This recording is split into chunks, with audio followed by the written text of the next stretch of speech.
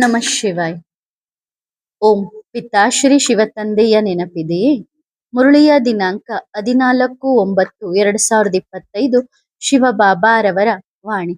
ಮತ್ತೆ ಪಾಂಡವರ ವಿಜಯವಾಯಿತು. ಒಳ್ಳೆಯದು. ಇಂದು ನೀವು ಮಕ್ಕಳು ಇಲ್ಲಿಗೆ ಬಂದಿದ್ದೀರಿ. ನಿಮ್ಮೆಲ್ಲರನ್ನು ಬಾಪ್ತಾದ ಹೃದಯಪೂರ್ವಕವಾಗಿ ಸ್ವಾಗತಿಸುತ್ತಾರೆ. ನಿಮ್ಮ ಪ್ರಪಂಚದಲ್ಲಿ ಬಂದು ತಂದೆಯೇ ನಿಮ್ಮನ್ನು ಸ್ವಾಗತ ಮಾಡುತ್ತಾರೆ. ಮತ್ತು ಯಾವಾಗ ಮಕ್ಕಳು ಪರಮಧಾಮದ ಯಾತ್ರೆಗೆ ಹೊರಡುತ್ತಾರೋ ಆಗಲೂ ಸಹ ಸ್ವಾಗತವನ್ನು ತಂದೆಯೇ ಮಾಡುವರು. ಮತ್ತು ಯಾವಾಗ ಸ್ವರ್ಗದಲ್ಲಿ ಬರುತ್ತೀರೋ ಆಗ ಸ್ವಾಗತ ಯಾರು ಮಾಡುತ್ತಾರೆ?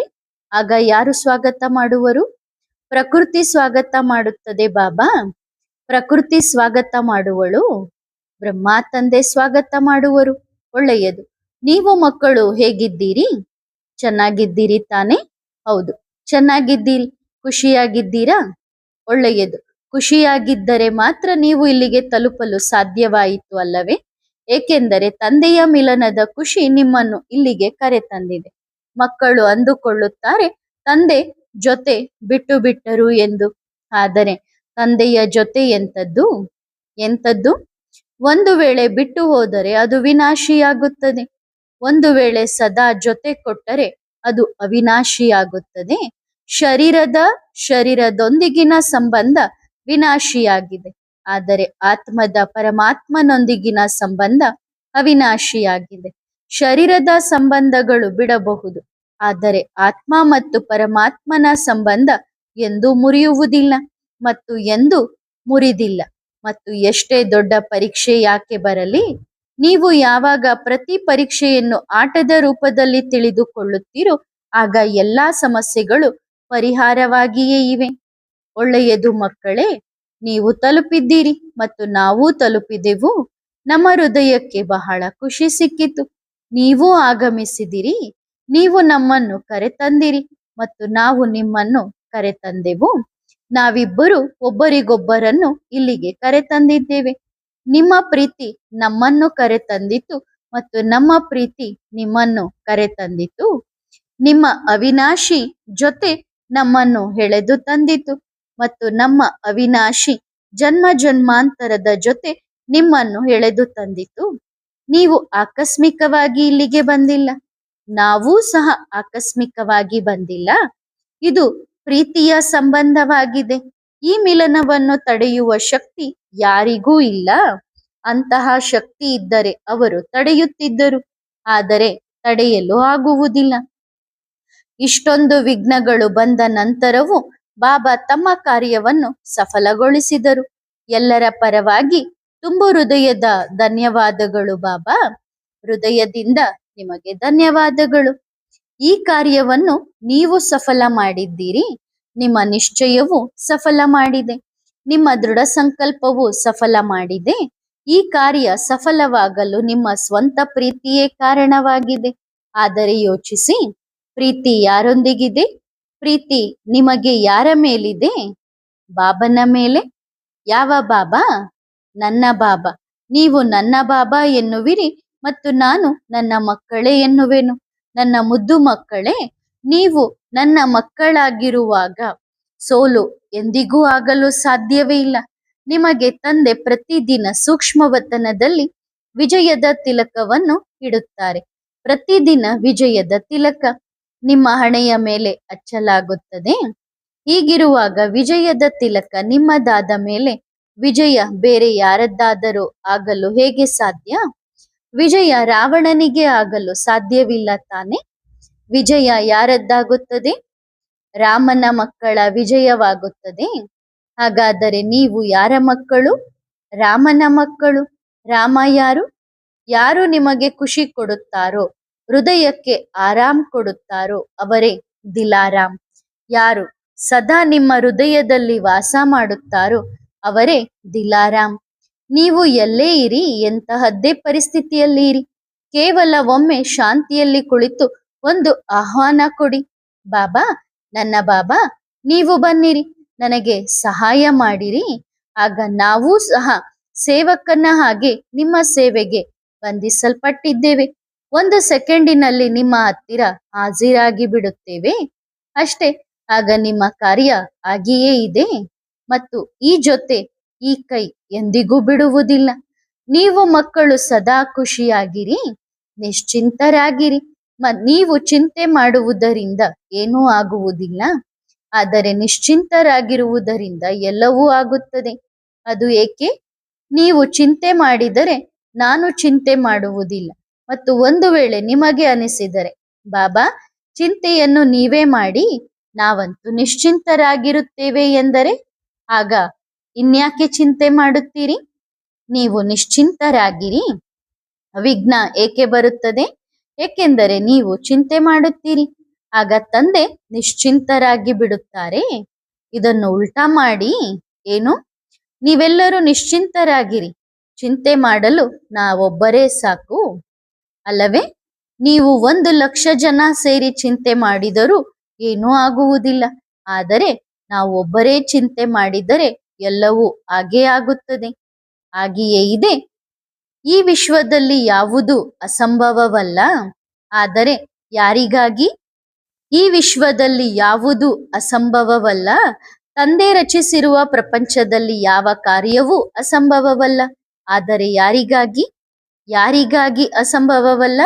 ಯಾವ ಮಕ್ಕಳು ನಿಶ್ಚಿಂತರಾಗಿದ್ದಾರೋ, ಯಾವ ಮಕ್ಕಳು ಸ್ವಚ್ಛ ಹೃದಯ, ಸತ್ಯ ಹೃದಯ, ಪ್ರೀತಿ ತುಂಬಿದ ಹೃದಯ, ಸತ್ಯ ಭಾವನೆ ಯಾರಲ್ಲಿ ಇದೆಯೋ ಅವರಿಗೆ ಯಾವುದೂ ಅಸಂಭವವಲ್ಲ.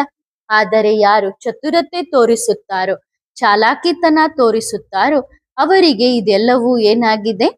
ಅವರ ಪ್ರಪಂಚ ಗೋಜಲಾಗಿದೆ, ಅಂದರೆ ಗೊಂದಲಮಯವಾಗಿದೆ. ಆದರೆ ನೀವಿಲ್ಲಿ ಯಾರು ಕುಳಿತಿದ್ದೀರಿ? ನಿಶ್ಚಿಂತರಾಗಿರಿ, ಗೊಂದಲ ಮುಕ್ತರಾಗಿರಿ, ಚಿಂತೆ ಇಲ್ಲದೆ ಇರಿ. ನಮಗೆ ಗೊತ್ತಿದೆ, ಮೆಜಾರಿಟಿ ಮಕ್ಕಳಿಗೆ ಗೊತ್ತಿದೆ ನಮ್ಮ ಬಾಪ್ತಾದ ಬರುತ್ತಿದ್ದಾರೆ ಎಂದು. ಆದರೆ ಮಕ್ಕಳು ಏನಾಗಿದ್ದಾರೆ? ಬಂಧನದಲ್ಲಿದ್ದಾರೆ. ಕೆಲವರು ಬಂಧನದಲ್ಲಿದ್ದಾರೆ, ಕೆಲವರು ದೇಹಾಭಿಮಾನದಲ್ಲಿದ್ದಾರೆ. ಕೆಲವರಿಗೆ ಅನಿಸುತ್ತದೆ ನಾವು ಬಾಬಾ ಅವರಿಗಿಂತಲೂ ಹೆಚ್ಚು ಎಂದು. ಅಂತಹವರು ಫೇಲ್ ಆಗುವ ಲಿಸ್ಟ್ನಲ್ಲಿದ್ದಾರೆ. ಆದರೆ ನಮಗೆ ಯಾವುದೇ ತೊಂದರೆ ಇಲ್ಲ. ಒಂದು ವೇಳೆ ನೀವು ಅವರಿಗಿಂತ ಹೆಚ್ಚು ಎಂದು ಯೋಚಿಸಿದರೆ ಆ ತೊಂದರೆ ನಮಗಂತೂ ಆಗುವುದಿಲ್ಲ. ಅಂದ್ರೆ ಬಾಬನಿಗಿಂತ ನಾವೇ ಹೆಚ್ಚು ಅಂತ ನೀವು ಅನ್ಕೊಂಡ್ರೆ ಬಾಬಾ ಹೇಳ್ತಾರೆ ನನಗಂತೂ ಯಾವ ತೊಂದರೆ ಇಲ್ಲ. ಆ ತೊಂದರೆ ನಿಮಗೆ ಆಗುತ್ತದೆ. ಯಾರಿಗೆ ಆಗುತ್ತದೆ? ಮಕ್ಕಳಿಗೆ. ಏಕೆಂದರೆ ನೀವು ಕೆಳಗೆ ಬಿದ್ದು ಬಿಡುತ್ತೀರಲ್ಲವೇ, ಪೆಟ್ಟು ಬೀಳುತ್ತದೆ. ಬಿದ್ದಾಗ ಮೊಣಕಾಲು ಮುರಿಯುತ್ತದಲ್ಲವೇ, ಆಗ ಮತ್ತೆ ಅಳುವುದು ಯಾರ ಮುಂದೆ? ತಂದೆಯ ಮುಂದೆಯೇ. ಯಾವಾಗ ಒಂದು ಮಗು ಬಹಳ ತುಂಟಾಟ ಮಾಡುತ್ತದೆ ಮತ್ತು ತುಂಟಾಟ ಮಾಡುತ್ತಾ ಅದಕ್ಕೆ ಯಾವಾಗ ಪೆಟ್ಟು ಬೀಳುತ್ತದೆ ಆಗ ಅದು ಎಲ್ಲಿ ಬಂದು ಅಳುತ್ತದೆ? ಎಲ್ಲಿ ಬರುತ್ತದೆ?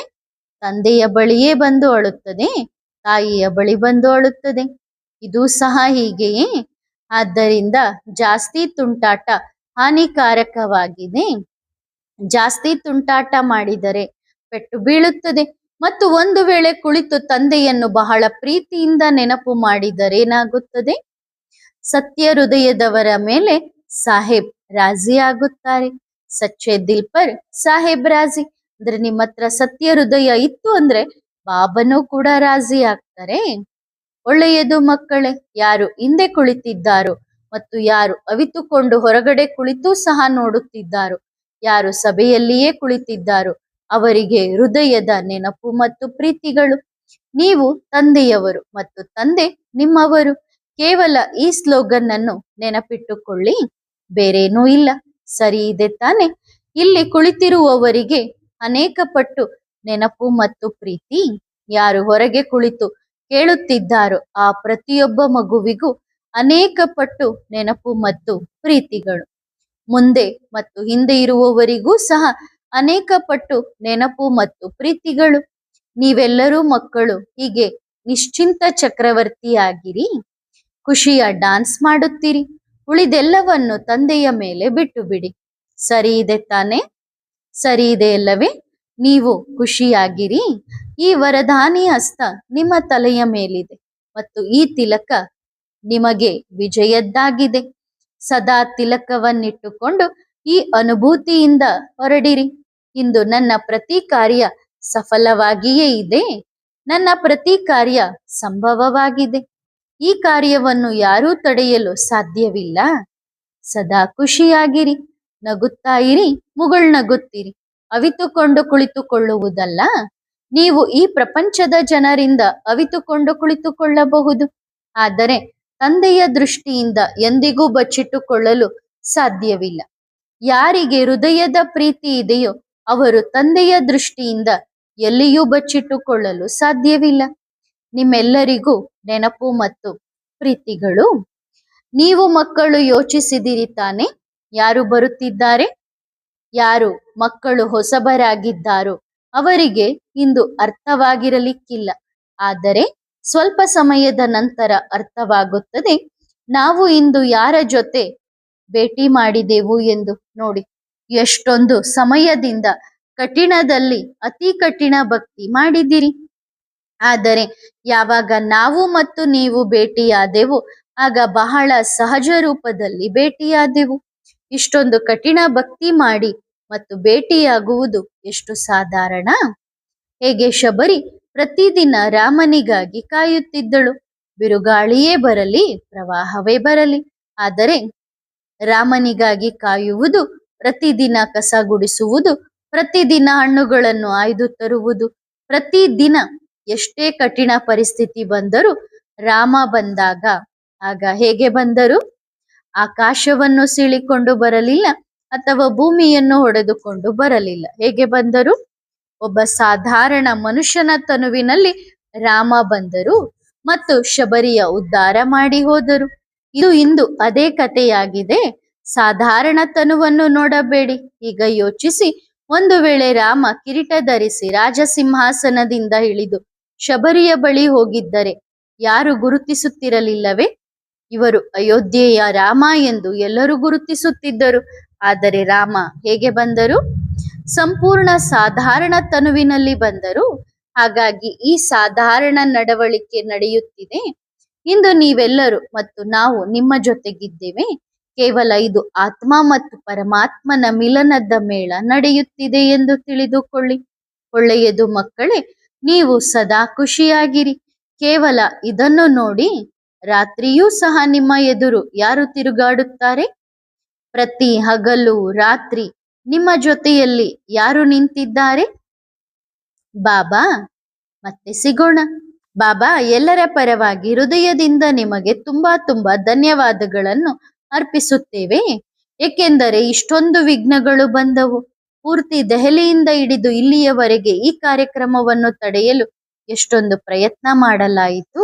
ಆದರೆ ನಿಮ್ಮ ಕೃಪೆ ಮತ್ತು ನಿಮ್ಮ ಆಶೀರ್ವಾದದಿಂದ ಇಲ್ಲಿಯ ಕಾರ್ಯಕ್ರಮ ಸಫಲವಾಯಿತು. ಆದ್ದರಿಂದ ಎಲ್ಲಾ ಮಕ್ಕಳ ಪರವಾಗಿ, ಓಂ ಮಂಡಳಿಯ ಪರವಾಗಿ ಬಾಬಾ ನಿಮಗೆ ತುಂಬಾ ತುಂಬಾ ಧನ್ಯವಾದಗಳು. ಎಲ್ಲಾ ವಿಘ್ನಗಳನ್ನು ದಾಟಿಸಿ ಬಿಟ್ಟಿರಿ ಬಾಬಾ ನೀವು. ನಿಮಗೆ ತುಂಬಾ ತುಂಬಾ ಧನ್ಯವಾದಗಳು. ಇಂದು ನಾವು ನಿಮಗೆ ಟೈಟಲ್ ಕೊಡುತ್ತೇವೆ. ನೀವೆಲ್ಲರೂ ನಿರ್ವಿಘ್ನ ಆತ್ಮಗಳು ಆಗಿದ್ದೀರಿ. ಯಾವುದೇ ವಿಘ್ನ ಬರಲಿ, ಆದರೆ ವಿಘ್ನವನ್ನು ಸೀಳಿಕೊಂಡು ನಿರ್ವಿಘ್ನರಾಗಿ ಮುಂದೆ ಸಾಗಿರಿ. ಆಗ ನೀವು ನಿರ್ವಿಘ್ನರಾಗಿದ್ದೀರಿ. ವಿಘ್ನಗಳಿಗೆ ಹೆದರಬಾರದು. ವಿಘ್ನಗಳನ್ನು ಎದುರಿಟ್ಟುಕೊಂಡು ನೀವು ಯೋಚಿಸಿ. ನೀವು ಹೇಳುತ್ತೀರಿ, ಬಾಬಾ ಪೇಪರ್ ಬರಬಾರದು ಎಂದು.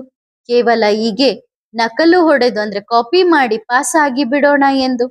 ಹಾಗಾದರೆ ನೀವು ನಕಲು ಕಾಪಿ ಮಾಡುವವರೇ ಅಥವಾ ಅಕ್ಕಲುಳ್ಳವರೇ ಅಂದ್ರೆ ಬುದ್ಧಿವಂತರೇ? ಬುದ್ಧಿವಂತರಾಗಿದ್ದೀರಿ ತಾನೆ? ಯಾರು ಬುದ್ಧಿವಂತರು? ಪರಿಶ್ರಮ ಪಡುವವರು ಅಥವಾ ಕೇವಲ ಕಾಪಿ ಮಾಡಿ ಪಾಸ್ ಆಗಬೇಕೆ? ಪರಿಶ್ರಮ ಪಡುವವರು ಬಾಬಾ. ಅಷ್ಟೇ. ಮತ್ತೆ ಬುದ್ಧಿವಂತರು ಅನುಭವಿಗಳಾಗಿರುತ್ತಾರೆ. ಕಾಪಿ ಮಾಡುವವರ ಬಳಿ ಅನುಭವ ಇರುವುದಿಲ್ಲ. ಹಾಗಾದರೆ ನೀವು ಯಾರಾಗಿದ್ದೀರಿ? ಅನುಭವಿ ಮೂರ್ತಿಯಾಗಿದ್ದೀರಿ. ಹಾಗಾಗಿ ನೀವು ಬುದ್ಧಿವಂತರಾಗಿದ್ದೀರಿ. ಆದ್ದರಿಂದ ನಿಮ್ಮ ಬುದ್ಧಿಯೇ ನಿಮ್ಮ ಉಡುಗೊರೆಯಾಗಿದೆ. ಅದು ನಿಮ್ಮನ್ನು ಎಲ್ಲಿಯೂ ನಿಲ್ಲಲು ಬಿಡುವುದಿಲ್ಲ, ಎಲ್ಲಿಯೂ ಬಗ್ಗಲು ಬಿಡುವುದಿಲ್ಲ. ಸರಿ ಇದೆ ತಾನೆ? ವಾವ್ ಮಕ್ಕಳೇ, ವಾವ್, ನೀವು ಕಮಾಲ್ ಮಾಡಿಬಿಟ್ಟಿರಿ. ನೀವು ಕಮಾಲ್ ಮಾಡಿದಿರಿ ಮತ್ತು ತಮ್ಮ ಜೀವನವನ್ನು ಖುಷಿಗಳಿಂದ ಸಂತೃಪ್ತ ಮಾಡಿದ್ದೀರಿ. ಕಮಾಲ್ ನಿಮ್ಮದು ಬಾಬಾ. ಈ ಖುಷಿಗಳು ಸಹ ನಿಮ್ಮವು. ಒಳ್ಳೆಯದು. ಯಾರು ಯಾರು ಈ ಕಾರ್ಯದಲ್ಲಿ ದೃಢ ಸಂಕಲ್ಪಧಾರಿಗಳಾಗಿ ಮಕ್ಕಳು ನಿಂತಿದ್ದಾರೋ ಅವರಿಗೆ ಅನೇಕ ಪಟ್ಟು ನೆನಪು ಮತ್ತು ಪ್ರೀತಿಗಳು. ಎಲ್ಲಾ ಸೇವಾದಾರಿಗಳು ಯಾರೂ ಸಹ ತಂದೆಯ ಕಣ್ಣುಗಳಿಂದ ಮರೆಯಾಗಿಲ್ಲ. ಪ್ರತಿಯೊಂದು ಮಗುವು ತಂದೆಯ ದೃಷ್ಟಿಯಲ್ಲಿದೆ. ಮತ್ತೆ ಸಿಗೋಣ. ಬಾಬಾ ಎಲ್ಲಾ ಮಕ್ಕಳ ಬಯಕೆ ಇದೆ, ನೀವು ಬ್ರಹ್ಮ ಬಾಬಾರವರನ್ನು ಭೇಟಿ ಮಾಡಿಸಿ, ಸ್ವಲ್ಪ ಸ್ವಲ್ಪ ಭೇಟಿ ಮಾಡಿಸಿರಿ. ಎಲ್ಲರ ಆಸೆ ಇದೆ ಬಾಬಾ. ನೀವು ಅನುಮತಿ ಕೊಟ್ಟರೆ ಅವರು ಖಂಡಿತ ಬರುತ್ತಾರೆ ಬಾಬಾ. ಯಾರ ಯಾರ ಆಸೆ ಇದೆ? ವಾವ್, ನಿಮ್ಮ ಹೃದಯದ ಮೇಲೆ ಬ್ರಹ್ಮ ತಂದೆ ಜಾಸ್ತಿ ಆಳವಾಗಿ ಕುಳಿತು ಬಿಟ್ಟಿದ್ದಾರೆ ಎಂದು ಅನಿಸುತ್ತದೆ. ಒಳ್ಳೆಯದು. ಬ್ರಹ್ಮ ಬಾಬಾರವರಿಗೆ ನಾವು ಆಮಂತ್ರಣ ಕೊಡುತ್ತೇವೆ. ಮತ್ತೆ ಸಿಗೋಣ. ಒಳ್ಳೆಯದು. ಓಂ ನಮಃ ಶಿವಾಯ.